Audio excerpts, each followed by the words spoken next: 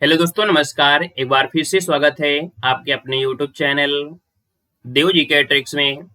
तो दोस्तों, हम लोग यहाँ पर जीवन परिचय की सीरीज में आज हम लोग पढ़ने वाले हैं सूरदास, और बहुत ही बेहतरीन तरीके से यहाँ पर ये जीवन परिचय पढ़ेंगे। हर एक पॉइंट को डिटेल से पढ़ेंगे भी, कॉपी में कितना लिखना है वो भी आपको बताएंगे। साथ में अगर कोई कंपटीशन की तैयारी कर रहे हैं तो उनकी जो रचनाएं वगैरह हैं वो भी यहाँ पर इसी में मिल जाएंगे। साथ में हमने हिंदी साहित्य के जो आपके वीडियो हैं वो भी हमने यहाँ पर बनाया है, तो प्लेलिस्ट के माध्यम से उनको भी देख सकते हैं। आप इस वीडियो को किस एग्जाम के लिए देख रहे हैं ये कमेंट बॉक्स में कमेंट जरूर करिएगा, ठीक है। तो चलिए स्टार्ट करते हैं आज यहाँ पर सूरदास का जीवन परिचय। तो यहाँ पर देखिए सूरदास है, यहाँ पर लिखा है जीवन परिचय। इसके बाद हमको क्या हुआ है, संक्षिप्त परिचय। ये संक्षिप्त परिचय जो होता है, जो एग्जामिनर होता है वो यही पॉइंट को देखकर आपको पूरे नंबर दे देता है ना। वो आपको पूरी थ्योरी ना पढ़ेगा, वो सिर्फ और सिर्फ इतना ही पॉइंट आप देख लेगा और आपको पूरे के पूरे नंबर दे देगा। इसलिए संक्षिप्त परिचय अगर आप लिख देते हैं तो बहुत ही अच्छी बात होती है ना। तो यहाँ पर देखिए जन्म, जो सूरदास इनका जन्म 1478 ईस्वी में हुआ था। अगर जन्म स्थान है तो जन्म स्थान कहाँ पर है, रुनकता में। पिता का नाम क्या था, रामदास, जो कि शाश्वत ब्राह्मण थे। प्रमुख रचनाओं की अगर बात करते हैं तो सूरदास की महत्वपूर्ण ये 3 ही रचनाएं आपकी हैं, जो कि आपकी सूरसागर, साहित्य लहरी और सूरसारावली। अगर हम बात करें कि जो सूरदास की भाषा है वो आपकी कौन सी है, तो आपकी ब्रज भाषा है। और इसके बाद नेक्स्ट पॉइंट में आते हैं, तो नेक्स्ट पॉइंट की बात करते हैं शैली, है ना। यहाँ पर शैली क्या है, मुक्तक शैली के गे पद है। गे पद मतलब होता है गाने वाले जो पद होते हैं। यहाँ पर विशेष एक पॉइंट है कि भैया ये अष्टछाप के महान कवि हैं, और अष्टछाप के जहाज और भक्ति काल के महत्वपूर्ण कवि माने जाते हैं। यहाँ पर अगर पूछे मृत्यु क्या है तो आपको भाई लिखना तो पड़ेगा ही मृत्यु, है ना। मृत्यु जो आपकी सन 1583 ईस्वी में हुई थी। यहाँ पर एक नया पॉइंट आपको लिख देंगे तो बहुत ही अच्छी बात है कि आप लोगों के कॉपी में एग्जामिनर यही देखता है कि आपने क्या नया पॉइंट लिखा है, वो भी हाईलाइट में। तो साहित्य में स्थान आपको लिखना है कि कृष्ण भक्त कवियों में, याद रखिए, कृष्ण भक्त कवियों में सर्वोच्च स्थान तथा वात्सल रस के सम्राट कहे जाने वाले कौन हैं, तो ये आपके हो जाएंगे सूरदास हो जाएंगे, याद रखिएगा। नेक्स्ट पॉइंट में चलते हैं। नेक्स्ट पॉइंट है जीवन परिचय, हेडिंग डालना है और इसके बाद इनके बारे में पूरा लिखना है कि सूरदास जी का जो जन्म है वो 1478 ईस्वी में हुआ था। वैशाख शुक्ल पंचमी संवत 1535 विक्रमी संवत में हुआ। आगरा मथुरा मार्ग पर स्थित रुनकता नामक ग्राम में हुआ था। ये जो रुनकता है ये आगरा और मथुरा मार्ग पर आपका है। कुछ विद्वान दिल्ली के निकट जो सीही ग्राम है इसको भी इनका जन्म स्थान मानते हैं। सूरदास जी जन्मांध थे, मतलब कहा जाता है जो सूरदास थे वो जन्म से ही अंधे थे। इस विषय में विद्वानों में अलग अलग विद्वान हैं, उन्होंने मतभेद यहाँ पर किया है। इन्होंने कृष्ण की बाल लीलाओं का मानव स्वरूप एवं प्राकृतिक ऐसा सजीव वर्णन किया है जो आंखों से प्रत्यक्ष देखे बिना संभव नहीं है।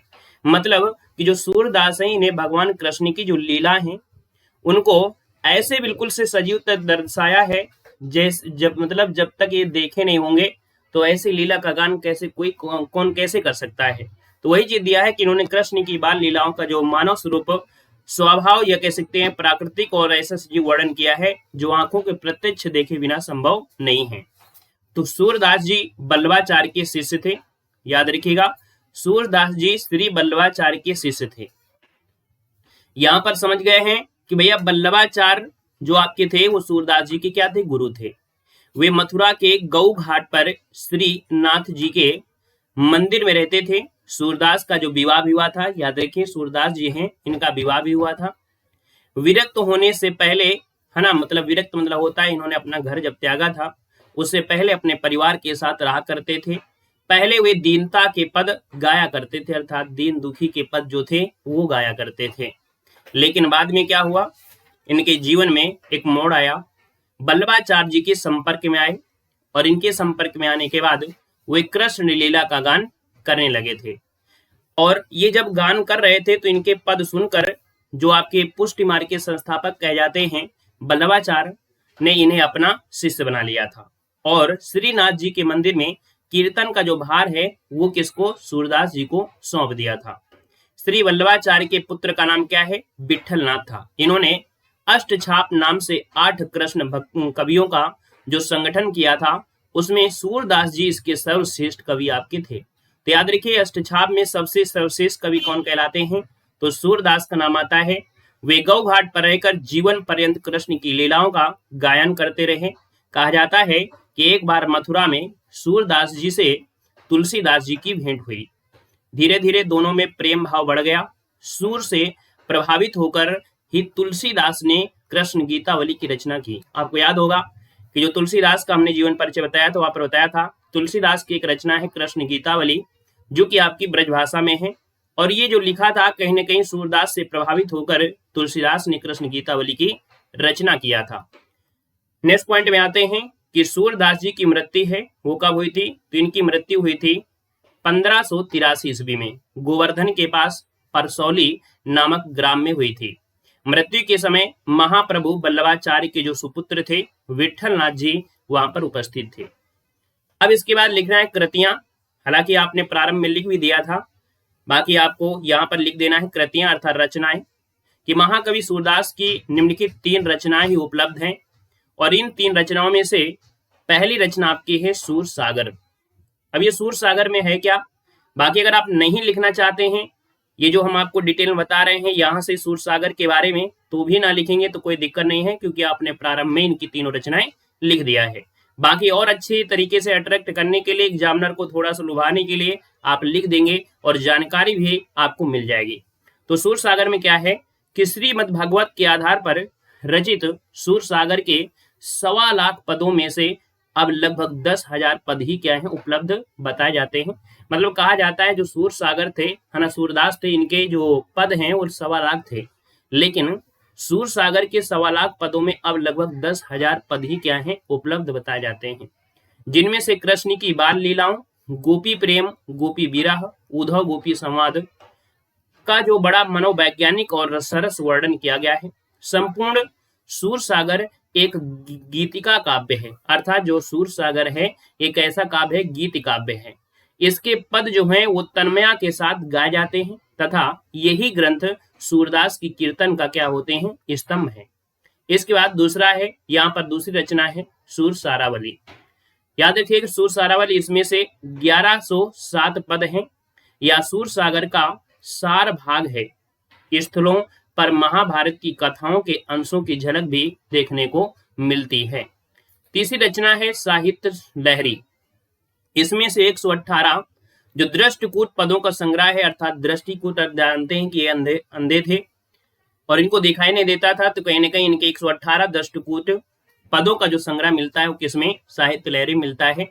और इस ग्रंथ में किसी एक विषय की विवेचना नहीं हुई है, वरन मुख्य रूप से नायिकाओं और अलंकारों की विवेचना की गई है। इसमें कहीं कहीं पर कृष्ण की जो बाल लीलाएं हैं उसका भी वर्णन हुआ है साहित्य लहरी में। तो ये रचनाएं हो रचनाएं के बारे में, है ना। और इसके बाद लास्ट में आपको लिखना है कि साहित्य में स्थान। जब भी का भी आप लिख रहे होते हैं जीवन परिचय, तो उसमें क्या होता है लास्ट में साहित्य में स्थान, कि भक्त कवि सूरदास का स्थान हिंदी साहित्यकाश में सूर्य के समान ही माना गया है। इसलिए कहा गया है कि सूर सूर तुलसी शशि उड़गन के सौदास, अब के कही खगोत सम जहां तह करत प्रकाश। मतलब इसका अर्थ होता है, इस पंक्ति के जरिए से कहा गया है कि सूरदास सूर्य के समान, तुलसीदास चंद्रमा के समान और केशवदास तारों के समान हैं और शेष कवि जुगनों के समान चमकने वाले हैं। ये इस पंक्ति के माध्यम से कहा गया है। तो इस प्रकार से यहाँ पर एक कवि ये पूछ लेता है ना, कि सूर सूर जो आपका है, अर्थात ये पंक्ति में आपसे अलंकार कौन है, तो आप देखिए सूर सूर जो दिया गया है इसमें आप कहेंगे यमक अलंकार है। क्या है? यमक अलंकार है। तो इस प्रकार से यहाँ पर जो सूरदास का जीवन परिचय था वो आपने पढ़ा। इसके पहले आपने तुलसीदास का भी जीवन परिचय पढ़ा है। बाकी हिंदी साहित्य में जो आपने बिल्कुल क्रम से, बहुत ही डिटेल से और बहुत ही आसान भाषा से समझाया गया है, उसकी प्लेलिस्ट के माध्यम से उसको देख लीजिएगा।